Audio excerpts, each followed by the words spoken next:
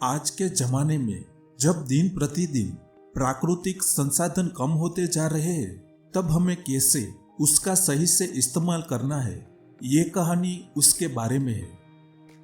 एक दिन गौतम बुद्ध से उनके शिष्य ने कहा कि मेरा आपसे एक निवेदन है।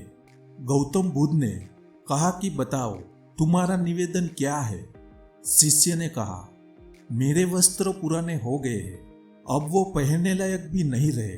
क्या आप मुझे नए वस्त्र देने का कष्ट कर सकते हैं? गौतम बुद्ध ने उनके शिष्य के वस्त्र देखे। सच में वे बहुत पुराने हो गए थे। इसलिए बुद्ध ने एक अन्य शिष्य को आदेश दिया कि तुम इन्हें नए वस्त्र दिलवा दो। कुछ दिन बाद जब गौतम बुद्ध उस शिष्य से मिले, तब उन्होंने उनसे पूछा कि क्या तुम्हें अब अपने नए वस्त्र में आराम मिल रहा है? तुम्हें और कुछ तो नहीं चाहिए ना? तभी उस शिष्य ने कहा, धन्यवाद प्रभु, मुझे अब इन वस्त्रों में बिल्कुल आराम मिल रहा है। मुझे और कुछ भी नहीं चाहिए। गौतम बुद्ध ने शिष्य से पूछा कि अब जब तुम्हारे पास नए वस्त्र है तो तुमने अपने पुराने वस्त्र का क्या किया?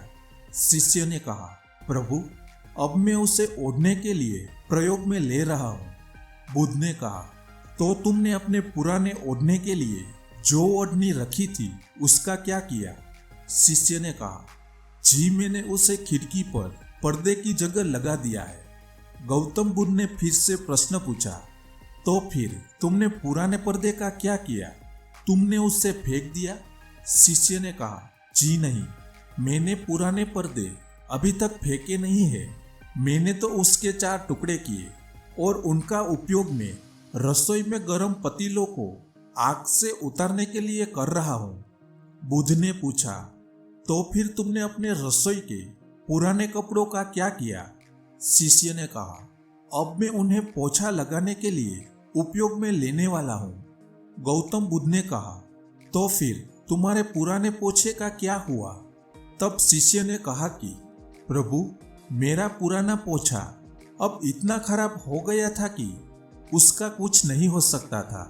इसलिए मैंने उस पुराने पोछे का एक एक धागा अलग कर दिया और उसमें से दिए की बातियां तैयार कर ली और उन्हीं बातियों में से एक कल रात आपके कक्ष में प्रकाशित की थी। गौतम बुद्ध अपने शिष्य से संतुष्ट थे।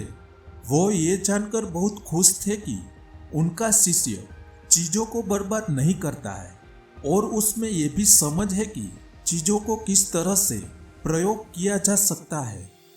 फ्रेंड्स, आज के जमाने में जब प्राकृतिक संसाधन दिन प्रतिदिन कम होते जा रहे हैं, तब ऐसे समय में हमें यही कोशिश करनी चाहिए कि हम कैसे चीजों को बर्बाद होते हुए रोक सकते हैं और उसका सही से इस्तेमाल कर सकते हैं।